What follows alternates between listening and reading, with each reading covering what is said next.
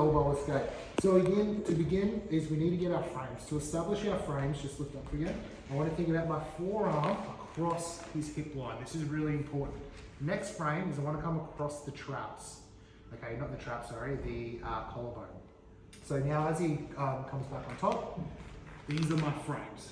Now the next thing is I like to grab his trap, and now I want to think about driving my elbow towards his throat, just to create a little bit of space.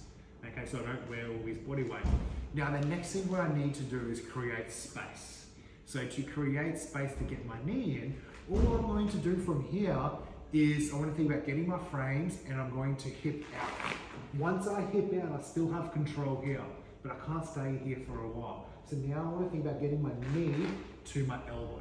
Now the next thing is I sort of want to cup his hip a little bit. So later on, if Jack's trying to escape, usually they can start to go around. So I can start to follow a little bit here. Okay, now the next thing is I want to think about flexing my foot. So if he tries to do the same thing on the opposite side, I can still start to follow.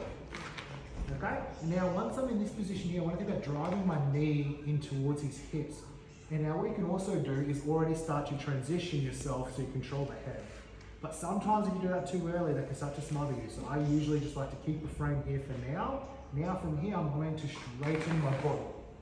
So again, I'm here, I just use this to straighten my body. Once I'm in here, I want to control the head.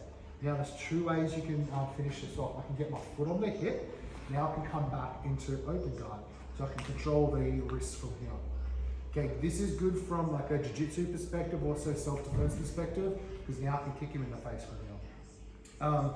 Next option, what you can do if you want to do more control, is I'll just get closed guard. Okay, this is another good thing. Once you get closed guard, either you control the wrists or head-arm control, especially if you start to add strikes in here. I want to have that protection. Okay, so one more time. You get your frames. I want to hip out, hit my knee to my elbow, straighten my posture, straighten my body now, and now I can start to look at getting that arm control. Okay, let's keep going.